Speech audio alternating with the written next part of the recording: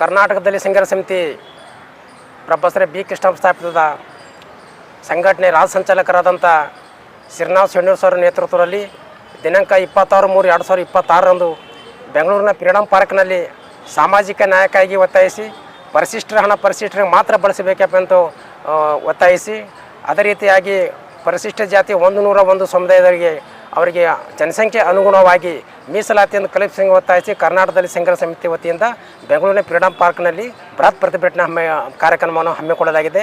ಅಂದಿನ ಪ್ರತಿಭಟನಾ ಕಾರ್ಯಕ್ರಮಕ್ಕೆ ಕಲಬುರಗಿ ಜಿಲ್ಲೆಯಿಂದ ಸುಮಾರು 200-300 ಜನ ದಲಿತ ಸಂಘರ್ಷ ಸಮಿತಿ ಕಾರ್ಯಕರ್ತರು ಭಾಗವಹಿಸುತ್ತಿದ್ದೇವೆ.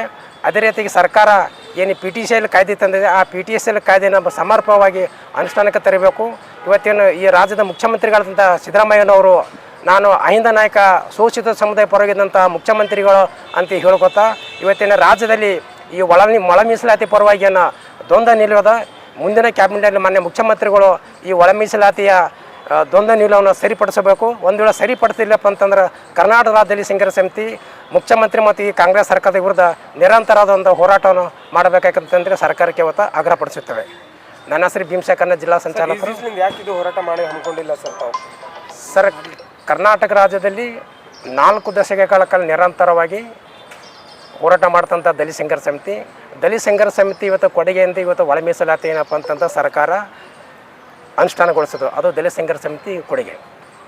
ಸರ್, ಅದು ಅಲ್ಲದೆ ಸರ್ಕಾರ ಬಹಳಷ್ಟು ಹಣ ತಾವು ಹೇಳ್ದಂಗೆ ದಲಿತರ ದುಡ್ಡು ರೋಡ್ TPSP ಹಣ ಆಗಿರ್ಬೋದು, ಬೇರೆ ಬೇರೆ ಆಯೋಗ ದುಡ್ಡು ಆಗಿರ್ಬೋದು, ಅವ್ರು ಬೇರೆ ತಮ್ಮ ವೈಯಕ್ತಿಕವಾಗಿ ಯೂಸ್ ಮಾಡ್ಕೋತಾ ಅಂತ ಆರೋಪ ಮಾಡ್ತಾ ಇದ್ದಾರೆ. ಅದ್ರ ಬಗ್ಗೆ ಏನು ಹೇಳಕ್ಕೆ ಬಯಸ್ತೀರಂತ ಸರ್? ಸರ್ಕಾರ ಶೋಷಿತ ಸಮುದಾಯ ಹೆಸರು ಹೇಳಿದಂಥ ಸಿದ್ದರಾಮಯ್ಯ ಮತ್ತು ಕಾಂಗ್ರೆಸ್ ಸರ್ಕಾರ, ಇದನ್ನು ಸರ್ಕಾರ ಜಾತ್ಯತೀತ ಕೋಮುವಾದಿ ಕಾಂಗ್ರೆಸ್ ಸರ್ಕಾರ, ಕೋಮುವಾದಿ BJP ಮತ್ತು ಕಾಂಗ್ರೆಸ್ಗೆ ಏನೂ ವ್ಯತ್ಯಾಸ ಇಲ್ಲ. ಇವರು ಒಂದು ಜಾತ್ಯತೀತ ಸೋಂಗ್ಲಾಣ ಹಾಕೊಂಡು ಈ ಸಮುದಾಯಕ್ಕೆ ಅನ್ಯಾಯ ಮಾಡ್ತಿದ್ದಾರೆ. ಅವರಂತೂ ನಮ್ಮ ವಿರೋಧಿಗಳು BJPದವರು. ಸರ್, BJPನೂ ಈ ರೀತಿಯಲ್ಲೇ ಮಾಡ್ತಾ ಇದೆ, ಕಾಂಗ್ರೆಸ್ನೂ ಈ ರೀತಿಯಲ್ಲಿ ಮಾಡ್ತಾ, ದಲಿತರ ಪರವಾಗಿ ಯಾರು ನಿಂದಿರ್ತಾರೆ ಸರ್ ಇವತ್ತಿನ ದಿನ ಅಂತ? ಮುಂದಿನ ದಿನಗಳಿಗೆ ಇವರಿಗೆ ಪಾಠ ಕಲಿಸುವಂಥ ಕಾಲ ಬರ್ತದೆ. ಸರ್ಕಾರ ಭಾಳ ಎಚ್ಚರಿಕೆ ಇರಬೇಕಂತ ಹೇಳಿ ಆಗ್ರಹಪಡಿಸ್ಬೇಕು. ಬರುವ 26ನೇ ತಾರೀಕು ಬೆಂಗಳೂರಿನ ಫ್ರೀಡಂ ಪಾರ್ಕ್ನಲ್ಲಿ ಕರ್ನಾಟಕ ದಲಿತ ಸಂಘರ್ಷ ಸಮಿತಿಯ ಪ್ರೊಫೆಸರ್ BK ಸ್ಥಾಪಿತ ಸಂಘಟನೆ ವತಿಯಿಂದ ರಾಜ್ಯ ಮಟ್ಟದ ಒಂದು ಬೃಹತ್ ಪ್ರತಿಭಟನೆಯನ್ನು ಹಮ್ಮಿಕೊಂಡಿದ್ದೀವಿ. ಇದರ ಉದ್ದೇಶ ಇಷ್ಟೇ, ಏನು ಇತ್ತೀಚೆಗೆ ಇಡೀ ರಾಜ್ಯ ತುಂಬ ಚರ್ಚೆಯನ್ನು ಆಗ್ತಿರ್ತಕ್ಕಂಥ ಒಳ ಮೀಸಲಾತಿ ಬಗ್ಗೆ. ಈ ಒಳ ಮೀಸಲಾತಿಯನ್ನು ಜಸ್ಟಿಸ್ ನಾಗಮೋಹನ್ ದಾಸ್ ಆಯೋಗದವರು ಏನು ವರದಿಯನ್ನು ಸಲ್ಲಿಕೆ ಆದ ನಂತರ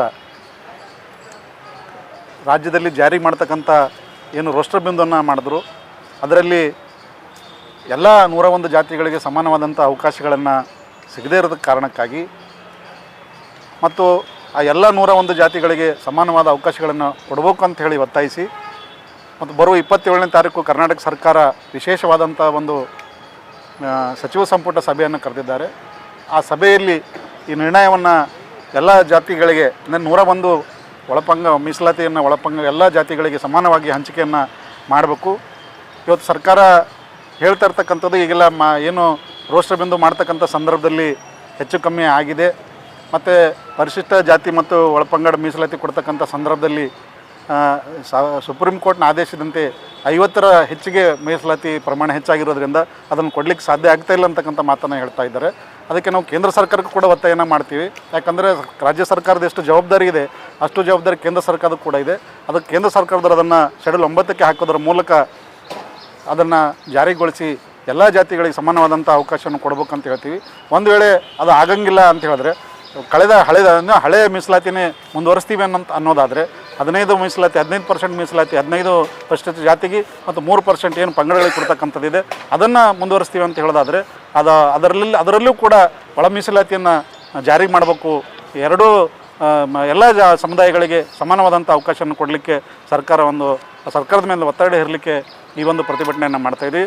ಅದರ ಜೊತೆಗೇ ಏನು ಪರಿಶಿಷ್ಟ ಜಾತಿ ಮತ್ತು ಪಂಗಡದ ಜನರ ಅಭಿವೃದ್ಧಿಗಾಗಿ ಮೀಸಲಿಟ್ಟಿರ್ತಕ್ಕಂಥ ಹಣದಲ್ಲಿ ಇವತ್ತು ಅನ್ಯ ಯೋಜನೆಗಳಿಗೆ ಈ ಹಣವನ್ನು ಬಳಸ್ತಾ ಇದ್ದಾರೆ.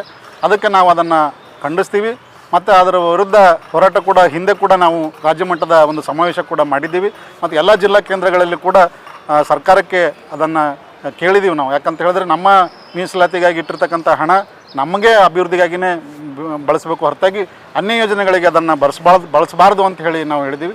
ಇವತ್ತು ಕೂಡ ಅದನ್ನೇ ಹೇಳ್ತಾ ಇದ್ದೀವಿ. ಇವತ್ತು ಯಾವ ಕಾರಣಕ್ಕಾಗಿಯೂ ಕೂಡ ಇವತ್ತು ಕರ್ನಾಟಕ ಸರ್ಕಾರ ಏನು ಪರಿಶಿಷ್ಟ ಜಾತಿ ಮತ್ತು ಪಂಗಡದವರಿಗೆ ಮೀಸಲಿಟ್ಟಿರ್ತಕ್ಕಂಥ ವಿಶೇಷ SCP-TSP ಹಣವನ್ನು ಅವರ ಅಭಿವೃದ್ಧಿಗಾಗಿಯೇ ಖರ್ಚು ಮಾಡಬೇಕು ಅಂತ ಹೇಳಿ ಅದು ಕೂಡ ಒಂದು ಒತ್ತಾಯವನ್ನು ಮಾಡ್ತಾಯಿದ್ವಿ. ಮತ್ತು ಏನು PTCL ಕಾಯ್ದೆ ಕೂಡ ಸಮರ್ಪಕವಾಗಿ ಅನುಷ್ಠಾನಗೊಳಿಸ್ಬೇಕಂತ ಹೇಳಿ ಹೇಳ್ತಾ ಇದ್ದೀವಿ. ಇಂಥ ಎಲ್ಲ ಪ್ರಮುಖವಾದಂಥ ಬೇಡಿಕೆಗಳು. ಅದರ ಜೊತೆಗೇ ಇವತ್ತು ಏನು ಕರ್ನಾಟಕ ರಾಜ್ಯದ ಎಲ್ಲ ನಗರಸಭೆ, ಪುರಸಭೆ ಮತ್ತು ಪಟ್ಟಣ ಪಂಚಾಯತ್ಗಳು ಇರತಕ್ಕಂಥ ಪೌರ ಕಾರ್ಮಿಕರಿಗೂ ಕೂಡ IPD ಸಾಲಪ್ಪನವರ ವರದಿ ಏನಿದೆ ಆ ವರದಿಯನ್ನು ಯಥಾವತ್ತಾಗಿ ಅನುಷ್ಠಾನಗೊಳಿಸಿ ಅಲ್ಲಿ ಆಗ್ತಿರ್ತಕ್ಕಂಥ ಪೌರ ಕಾರ್ಮಿಕರಿಗೆ ಆಗ್ತಿರ್ತಕ್ಕಂಥ ಅನ್ಯಾಯವನ್ನು ಸರಿಪಡಿಸ್ಬೇಕಂತ ಹೇಳಿ ಒತ್ತಾಯನ ಪಡಿಸ್ತಾ ಇದ್ದೀವಿ. ನಮ್ಮ ಹೆಸರು ಸುರೇಶ್ ಮಂಗನ್ ಅಂತೇಳಿ.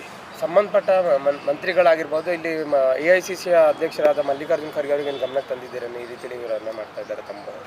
ನಂಗೆ ಗೊತ್ತಿದೆ, ಗಮನಕ್ಕೆ ತರೋದು ನಾವೇನು ತರೋದು ಎಲ್ಲರಿಗೂ ಅವ್ರಿಗೆ ಗೊತ್ತಿದೆ. ಎಲ್ಲ ಮೊದಲು ಸುಮಾರು ವರ್ಷಗಳಿಂದ ಅವ್ರೇನು ಹೇಳ್ತಾರೆ ಸರ್ ಇದ್ರ ಬಗ್ಗೆ ಅಂತ? ಅವ್ರು ಏನು ಹೇಳ್ತಾರಂತ ನಾ ಹೆಂಗೆ ಹೇಳಿ? ಅವ್ರು ಹೇಳೋದನ್ನ ತಾವು ಅವ್ರಿಗೆ ಭೇಟಿ ನೀಡಿದ್ದೀರೇನಿಲ್ಲ ಸರ್? ನಮ್ಮ ಜನ ಜೊತೆ ದೌರ್ಜನ್ಯ ಅನ್ಯಾಯನೇ ಆಗ್ತಾ ಇದೆ, ಇದ್ರ ಬಗ್ಗೆ ತಮ್ಮದೇನು ಹೇಳಿಕೆ ಅಂತ ಹೇಳಿದ್ದಾರೆ? ಸರಿಪಡಿಸೋಣ ಹೇಳ್ತೀವಿ ಅಂತ ಹೇಳಿದ್ದಾರೆ, ಸರಿಪಡಿಸ್ತೀವಿ ಅಂತ ಹೇಳಿದ್ದಾರೆ. ನಾವು ಮನವಿಯನ್ನು ಮಾಡಿದ್ದೀವಿ, ಸರಿಪಡಿಸಿ ಅಂತ ಹೇಳಿದ್ದೀವಿ, ಸರಿಪಡಿಸ್ತೀವಿ ಅಂತ ಹೇಳಿದ್ದಾರೆ.